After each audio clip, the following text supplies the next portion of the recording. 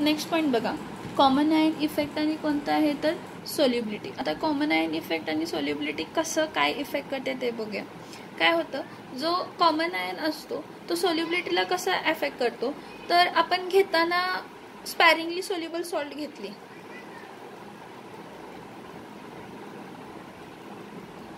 काय घेतली, स्पॅरिंगली सोल्युबल काय घेतली, सॉल्ट. मग स्पॅरिंगली सोल्युबल सॉल्ट जेव्हा आपण घेतो त्यामध्ये इक्विलिब्रियम कशामध्ये होतो एक्झिस्ट, जो डिसोसिएट झालेला नाही. स्पॅरिंगली सोल्युबल सॉल्ट म्हणजे जी कम्प्लिटली डिसोसिएट होत नाही, त्यातले थोडेच म्हणजे म्हणतात ना समुद्रामधले वाटीभरच काहीतरी डिसोसिएट झालेत आणि राहिलेले डिसोसिएट झाले नाहीत आणि त्यामध्ये इक्विलिब्रियम एक्झिस्ट होतो, होय की नाही. म्हणजे AgCl जो प्रेसिपिटेट फॉर्ममध्ये आहे, जो डिझॉल्व्ह झालेला नाही, आणि असे आयन्स जे काय झालेले आहेत तर पाण्यामध्ये डिझॉल्व्ह झालेले आहेत. थोडे आयन्स जे पाण्यामध्ये काय झालेत तर डिझॉल्व्ह झालेले आहेत. मग ह्याचा सोल्युबिलिटी प्रोडक्ट आपण कसा देतो, KSP इज इक्वल्स टू काय देतो, Ag प्लस आणि Cl काय देतो तर मायनस. सोल्युबिलिटी प्रोडक्ट कसा देतो, Ag प्लस आणि Cl मायनस. आता ह्यामध्ये कॉमन आयन इफेक्ट प्रोड्यूस करण्यासाठी मी काय करते, एखादी सॉल्ट टाकते जी की स्ट्रॉंग इलेक्ट्रोलाइट आहे आणि जी कम्प्लिटली डिसोशिएट होते. हां, मग मी काय ॲड करते, सपोज काय करूया आपण add, suppose AgNO3, suppose AgNO3 is added to the saturated solution, to the saturated solution. कशाचं saturated solution, to the saturated solution of AgCl. मग AgNO3 हा स्ट्रॉंग इलेक्ट्रोलाइट आहे, स्ट्रॉंग इलेक्ट्रोलाइट आहे आणि जेव्हा त्याला आपण पाण्यामध्ये डिझॉल्व्ह करू तेव्हा तो कम्प्लिटली डिसोशिएट होणार आहे.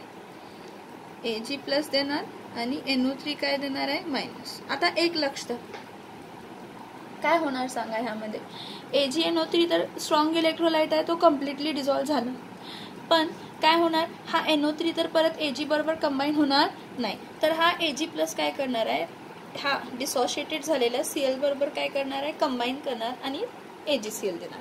का तर AgCl डिसोशिएट होऊन Ag प्लस आणि Cl मायनस दिला, AgNO3 डिसोशिएट होऊन Ag प्लस आणि NO3 मायनस दिलेत. म्हणजे हे मॉलिक्युल्स प्रोडक्ट साईडचे काय झाले, जास्त झाले. प्रोडक्ट साईडचे हे आयन्स जास्त झाले म्हणजे काय झाला तर इक्विलिब्रियम काय झाला, इक्विलिब्रियम काय झाला, डिस्टर्ब झाला. का तर कॉन्सन्ट्रेशन ऑफ Ag प्लस काय झाले, वाढले. मग कॉन्सन्ट्रेशन ऑफ Ag प्लस वाढल्यामुळे काय होतं, काय होतं, काय होतं सांगा, विचार करा, काय काय डिस्टर्ब होतं, इक्विलिब्रियम काय होतं, डिस्टर्ब होतं. मग इक्विलिब्रियम जर डिस्टर्ब झाला तर अकॉर्डिंग टू लीच ॲटलस प्रिन्सिपल आपण काय करतो, अकॉर्डिंग टू लीच ॲटलस प्रिन्सिपल ही रिॲक्शन जी आहे ना रिव्हर्स होणार आहे. रिव्हर्स होणार म्हणजे AgNO3 कंबाईन होऊन Ag प्लस आणि NO3 मायनस कंबाईन होऊन हे द्यायला पाहिजे आणि Ag प्लस आणि Cl मायनस कंबाईन होऊन हे द्यायला पाहिजे. पण हा तर स्ट्रॉंग इलेक्ट्रोलाइट आहे, हा एकदा डिसोशिएट झाला की हा परत असोशिएट होणार नाही. त्यामुळे ह्यातले Ag प्लस काय करतात, Cl मायनस बरोबर कंबाईन होतात. कधीपर्यंत, जेव्हापर्यंत नवीन इक्विलिब्रियम काय होत नाही, एस्टॅब्लिश होत नाही. बघा मी हे सगळं लिहिते, the dissociation of what AgCl and AgNO3, the dissociation of AgCl and AgNO3 produces common ion. कोणता कॉमन आयन असणार आहे, produces common ion. कोणता कॉमन आयन आहे, Ag plus ion, common ion आहे Ag प्लस आयन. हा मग काय होतं, हा concentration of Ag plus ion काय होणार आहे, वाढणार आहे. Concentration of Ag plus ion increases. का दोघांमध्ये कॉमन आयन आहे, डिसोसिएशन नंतर ना Ag प्लस आयनचं कॉन्सन्ट्रेशन काय होणार आहे, वाढणार आहे. The concentration of Ag plus ion increases in the solution. ओव्हनिंग का तर increases due to complete dissociation. कशाचं complete dissociation होतं, complete dissociation of AgNO3.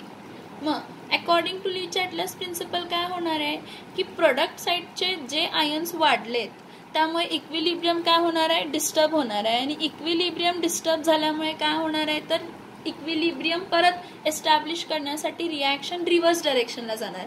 Right साईडला Ag+चा कॉन्सन्ट्रेशन वाढलाय म्हणजे तो लेफ्ट साईडला जायला बघणार आहे, हो की नाही. मग काय म्हणणार आपण, according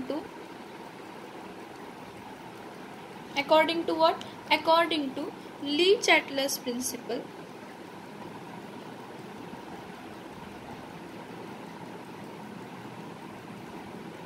according to Le Chatelier's principle काय होणार आहे, the addition of Ag+ ions from AgNO3 combines with Cl- ions of AgCl to shift the equilibrium. Which equilibrium? Solubility equilibrium. काय करण्यासाठी, solubility equilibrium काय करण्यासाठी, शिफ्ट करण्यासाठी. टू शिफ्ट द इक्विलिब्रियम, कोणता equilibrium, solubility equilibrium कशाचा, AgCl चा. कोणत्या डायरेक्शनला, लेफ्ट टू राईट का right to left, from right to left, from right to left. बघा की हा बघा, ही इथं Ag प्रोडक्ट साईडला Ag वाढले ना, मग ते आता इक्विलिब्रियम शिफ्ट व्हायचं असेल सोल्युबिलिटी प्रोडक्ट, तर हा रिव्हर्स जाणार. आता काय होणार बघा, जेव्हा हा Ag+Cl बरोबर कंबाईन होणार तर हा प्रेसिपिटेट देणार ना. Ag+ हा Cl बरोबर कंबाईन झाला तर काय देणार आहे, प्रेसिपिटेट देणार आहे. आणि प्रेसिपिटेट बाहेर झाल्यामुळे सोल्युबिलिटी काय होणार आहे, कमी होणार आहे. कधीपर्यंत ही रिव्हर्स रिॲक्शन होत नाही, जेव्हापर्यंत नवीन सोल्युबिलिटी इक्विलिब्रियम काय झालेला नाही, एस्टॅब्लिश झालेला नाही. काय होतं, the reverse reaction of AgCl, the reverse reaction of AgCl which gives AgCl precipitates. काय देतात, AgCl कशाच्या फॉर्म मध्ये देतात, प्रेसिपिटेट. इज फेवर्ड कधीपर्यंत, मी म्हटलं तुम्हाला जेव्हापर्यंत नवीन सोल्युबिलिटी इक्विलिब्रियम अचीव होत नाही. The reverse reaction of AgCl which gives AgCl is favored. Why is favored? When? Until what? Until the solubility of new equilibrium is established. Solubility equilibrium, new solubility equilibrium पण नवीन is established. Is what? Established. So काय होतं की जो value असतं, the value of KSP, however it will remain the same. The value of KSP however remains the same. का, तो equilibrium constant आहे.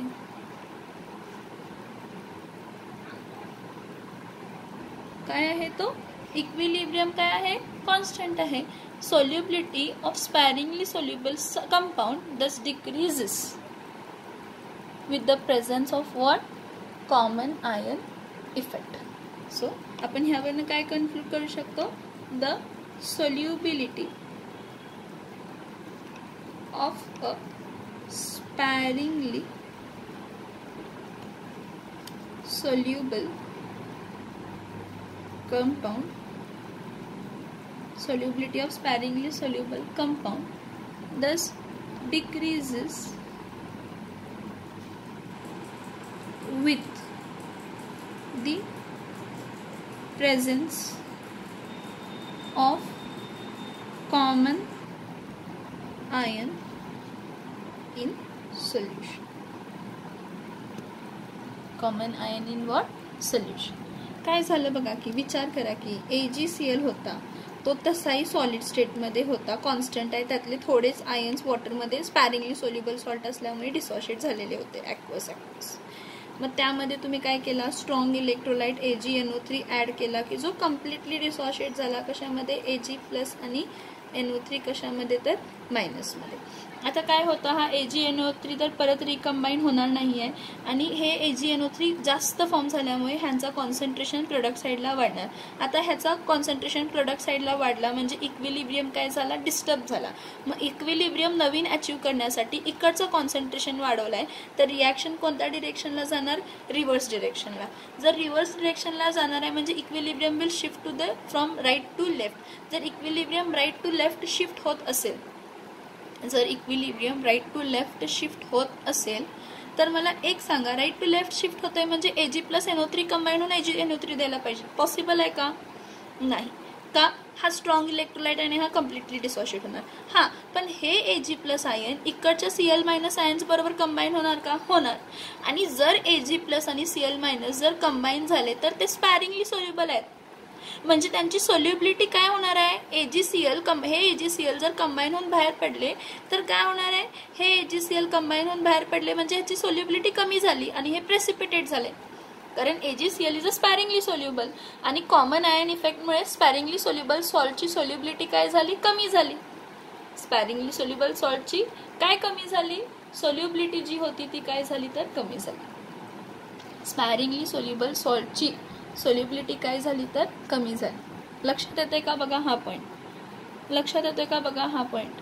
विचार करा, हा दोघं कंबाईन होणार नाहीत, हे कंबाईन होणार. हे कंबाईन होऊन प्रेसिपिटेट झाले म्हणजे जे काही थोडंसं सोल्युबल झालेलं होतं ते परत कंबाईन झालं आणि बाहेर पडलं आणि त्यामुळे सोल्युबिलिटी काय झाली, डिक्रीज झाली. जेव्हा तुम्ही कॉमन आयन स्ट्रॉंग इलेक्ट्रोलाइट एखाद्या वीक ॲसिड किंवा वीक बेसमध्ये ॲड करताय, जेव्हा तुम्ही त्याला वीक ॲसिड किंवा वीक बेसमध्ये काय करत असताय तर ॲड करत असताय. तर तुम्हाला एक सांगायचं म्हणजे वॉटर आहे ना, वॉटर हार्ड आहे म्हणतो बघा आपण. वॉटर हार्ड आहे का, वॉटर हार्ड आहे तर त्यामध्ये कॅल्शियम प्लस आयन्स असतात. काय असतात, कॅल्शियम 2+ आयन. बघा, the hardness of water is due to the presence of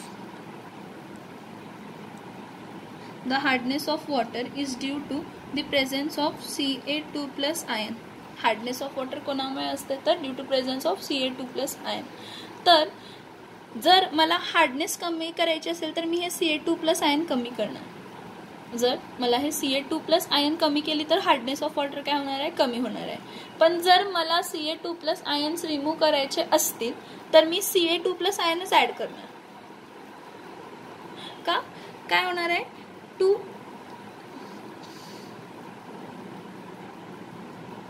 remove the hardness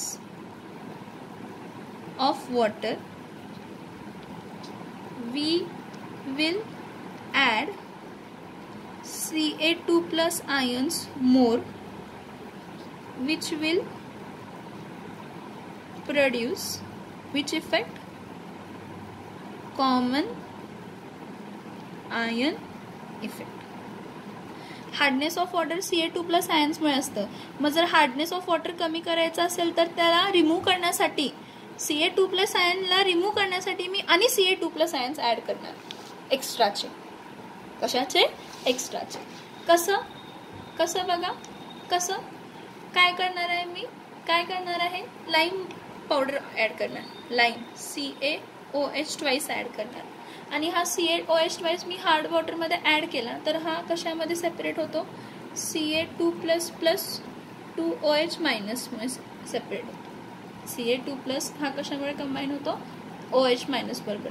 जो OH- असतो ना लाईम वॉटरचा, जो OH- असतो लाईम वॉटरचा, तो काय करतो, OH- ion of lime combines with HCO3 ion, sorry, HCO3+ ion, sorry, HCO3+ ion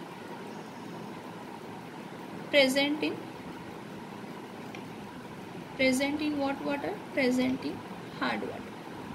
कशामध्ये present असणारा, हार्ड वॉटर. आणि काय होणार आहे, OH मायनस आयन जर HCO3 आयन बरोबर कंबाईन झाला तर तो देतो काय, CO3 2 मायनस आयन आणि H2. हा H, हा OH, हा H प्लस आणि हा OH कंबाईन होतात आणि हा CO3 2 minus ion CO3 2 plus ions देतात. मग काय होतं, सोल्युबिलिटी प्रोडक्ट जो असतो CaCO3चा खूप कमी असतो आणि इकडे एवढंच लक्षात ठेवा की CaCO3 ची सोल्युबिलिटी पाण्यामध्ये खूप कमी असते, त्यामुळे त्याचा सोल्युबिलिटी प्रोडक्ट पण काय असतो, कमी असतो. सोल्युबिलिटी प्रोडक्ट कमी असते आणि लाईम ॲड केल्यामुळे जो तुमचा आयोनिक प्रोडक्ट असतो तो खूप मोठा होतो, कशापेक्षा, सोल्युबिलिटी प्रोडक्टपेक्षा, आणि त्यामुळे काय होतं तर प्रेसिपिटेशन. त्यामुळे काय होते तर प्रेसिपिटेशन. CaOH मायनस आयन डिसॉसिएट होतो Ca2 प्लस आणि OH मायनस आयनमुळे, त्यामुळे Ca2 प्लसचं कॉन्सन्ट्रेशन वाढणार आणि जो OH आहे तो OH काय होणार आहे, कंबाईन होणार आहे कशाबरोबर, वॉटरच्या HCO3 वॉटरमधल्या हार्ड वॉटरमधल्या HCO3 प्लस बरोबर. HCO3 प्लस बरोबर कंबाईन झालं की काय देणार आहे, वॉटर देणार न्यूट्रल आणि CO3 2 प्लस देणार. त्यामुळे जो आयोनिक प्रोडक्ट आहे म्हणजे वॉटरचं फॉर्म झालं तो आयोनिक प्रोडक्ट खूप जास्त होणार सोल्युबिलिटी प्रोडक्टपेक्षा. आणि आपण कंडिशन बघितली आहे की आयोनिक प्रोडक्ट जास्त असेल सोल्युबिलिटी प्रोडक्टपेक्षा तर काय होणार आहे, प्रेसिपिटेशन होणार आहे. आणि प्रेसिपिटेशन झाल्यामुळे काय होणार आहे की त्यातला काय प्रेसिपिट होणार, CaCO3. हा CaCO3 हा CO3 2 मायनस जो फॉर्म झाला हा CO3 2 मायनस फॉर्म होतो. हा Ca काय होतो मग त्या ह्याच्यामधला Ca2 plus CO3 2 minus combine होऊन काय देतो तर CaCO3 प्रेसिपिटेट बाहेर पडला. हा बाहेर पडला म्हणजे कॅल्शियम आयन्स बाहेर पडले आणि कॅल्शियम आयन्स बाहेर झाले त्यामुळे काय रिमूव्ह झाली, हार्डनेस रिमूव्ह झाली. बघा OH मायनस आयन HCO3 बरोबर ह्याच्यातल्या हार्ड वॉटरमधल्या कंबाईन होऊन कार्बोनेट आयन देतो. तो कार्बोनेट आयन मग कॅल्शियम्स बरोबर कंबाईन होतो आणि CaCO3 देतो आणि ती बाहेर प्रेसिपिटेट होते. समजते का इकडेपर्यंत? बघा हा point. This is the last point of the topic.